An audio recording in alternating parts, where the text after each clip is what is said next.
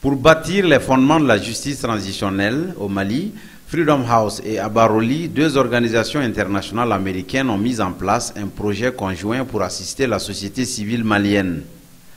La justice transitionnelle s'entend par le droit à la vérité, le droit à la justice, le droit à la réparation et la garantie de non-récurrence.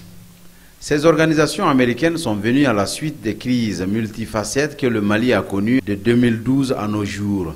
En effet, le Mali a connu au cours des années 2012 et 2013 la plus grave crise de son histoire post-coloniale. Des groupes terroristes ont occupé les 2/3 du territoire national septentrional.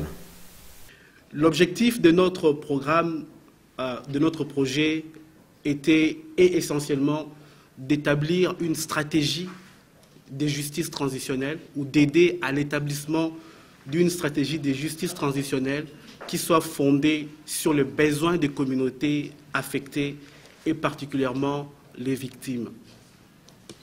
Et pour ce faire, il y avait une série d'activités qui a été mise sur place, conjointement avec Freedom House, pour lesquelles je dois mentionner que nous avons eu un partenariat très instructif. Plusieurs formes de violation des droits humains ont été commises. On peut citer entre autres exécutions sommaires, torture, viol, mariage forcé, lapidation, flagellation, pillage. Des actes qui ont eu pour conséquence les déplacements massifs des populations du nord vers l'intérieur et l'extérieur du pays, la destruction des biens publics et privés, y compris le patrimoine culturel et religieux, etc. En outre, le sud du pays a connu un coup d'État le 22 mars 2012, ayant fortement mis à mal les institutions de la République, en plus des nombreuses violations des droits humains. Cette crise multidimensionnelle a engendré l'effondrement de l'État, suivi d'une crise humanitaire sans précédent, doublée de violations graves des droits humains en général, et spécifiquement ceux des femmes et des enfants.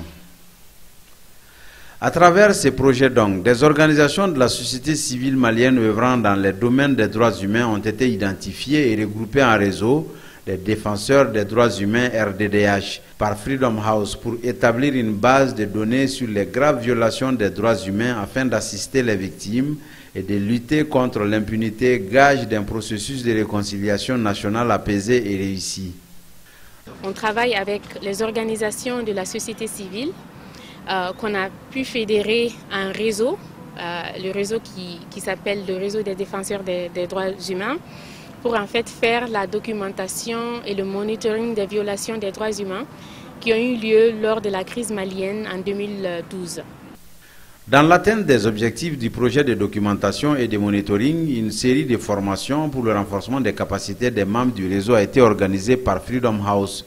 Ces formations se sont articulées autour des droits humains en général, mais aussi des formations plus spécifiques sur le processus de documentation et de monitoring des violations des droits humains, telles que l'utilisation du logiciel Martus pour la sauvegarde des données collectées.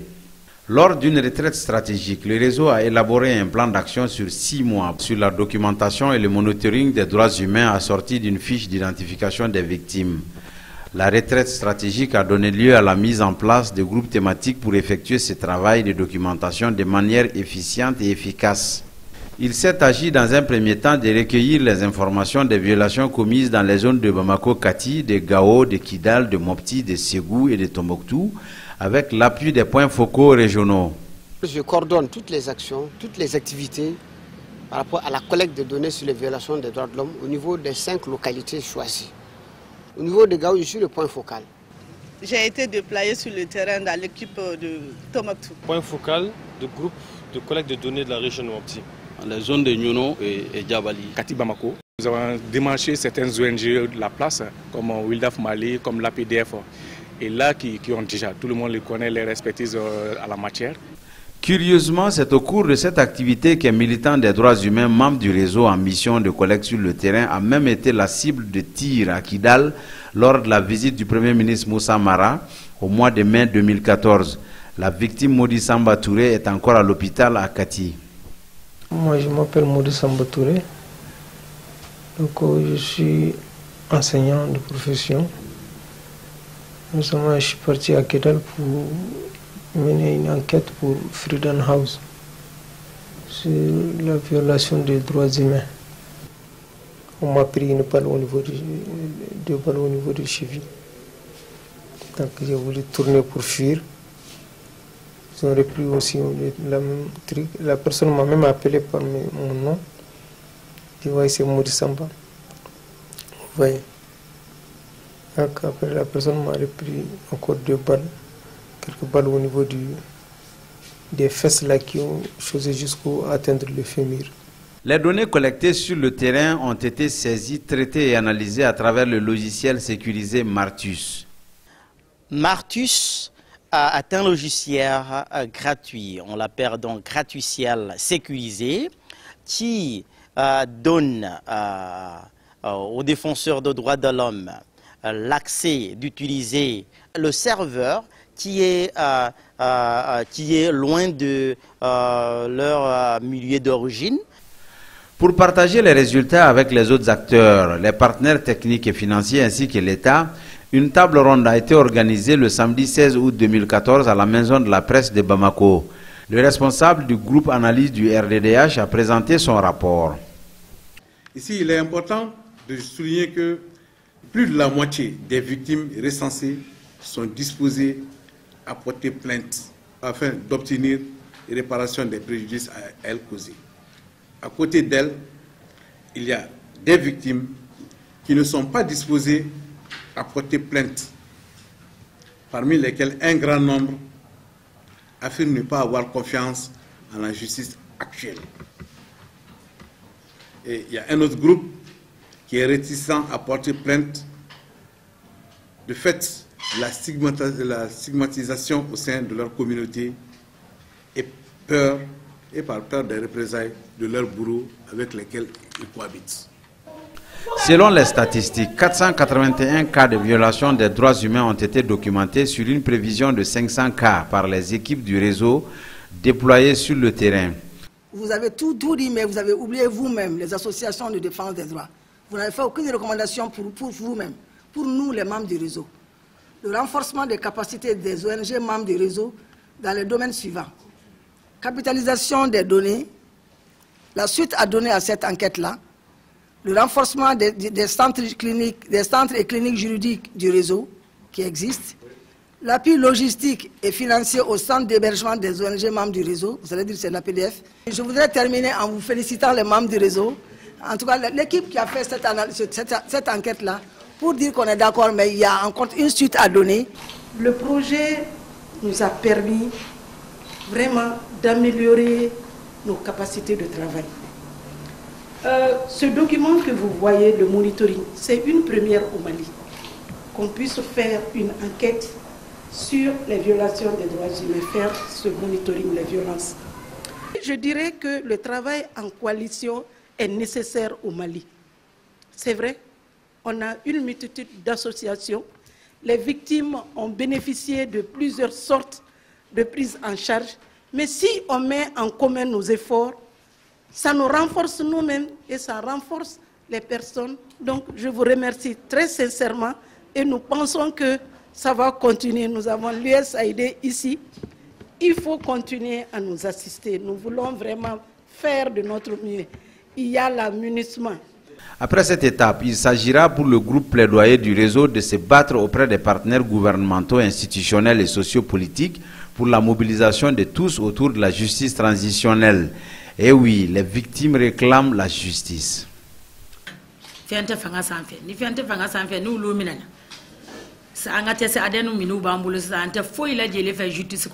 Victime minu bana do banani do sara muso nani ko ni sara mbulu falo debi ko yinki linga na blesanga shoku min kerula ambi ala de ko ambe gouvernement ko ambe droit de l'homme ko ambe jinya be ko ma fengo fe min ba soutenir encore ni buko. Pour les perspectives, d'abord le réseau. Un comité de pilotage est installé avec un plan d'action, toujours sous l'accompagnement de Freedom House, à travers un programme intitulé Lifeline. Le réseau poursuivra ses activités immédiatement avec le plaidoyer pour les victimes des violations pendant la crise au Mali. Pour sa sécurité, il entend suggérer au gouvernement un projet de loi de protection des défenseurs des droits humains au Mali. C'est vrai que nous sommes des défenseurs des droits humains. Nous sommes toujours prêts à dénoncer tout ce que l'État fait de mal. Mais l'État, c'est l'État. Il y a aussi les animateurs de l'État. Donc, je remercie en tout cas tous les gens qui sont venus. Et je suppose que ce élan que j'ai vu va continuer. Et nous allons devoir trouver des solutions. Nous en sommes seulement à 5% de tout le travail que nous devons faire. Et donc, il faudrait que nous puissions, dans un avenir très proche, atteindre les 100%. Comme vous le savez, dans la typologie gouvernementale, véritablement, on a mis un accent particulier sur les droits de l'homme et que le ministre de la Justice puisse être désormais porteur de ce document précieux que vous avez, un document qui rêve vraiment d'une justice à la fois pour les victimes, mais une justice également qui puisse porter véritablement les valeurs dont chacun de nous rêve. Et donc, sur ce plan-là, je voudrais encore une fois vous remercier et dire que le travail que vous venez de commencer et qui est accompagné par Freedom House et Baroli, Olivier et Kambala, a l'effet de faire en sorte que véritablement, enfin, triomphe le droit, triomphe la justice et triomphe les droits de l'homme au Mali. Freedom House continuera certainement son soutien. La suite, c'est qu'on a fait une première partie, comme c'était un projet pilote. On voulait voir comment les Maliens vont répondre à cette initiative de justice transitionnelle. Et maintenant qu'on sait que le besoin réel, le besoin est là, donc nous, Freedom House, ce qu'on envisage de faire, c'est de continuer à aider ce réseau-là. Ils ont déjà un plan d'action, donc Freedom House compte rester au Mali pour appuyer ce réseau des défenseurs des droits humains. Les efforts communs doivent aboutir à bâtir les fondements de la justice transitionnelle au Mali. En attendant, le réseau s'est donné les moyens de son fonctionnement autonome et les organisations membres se sont engagées à partager les expériences et les outils au bénéfice du réseau.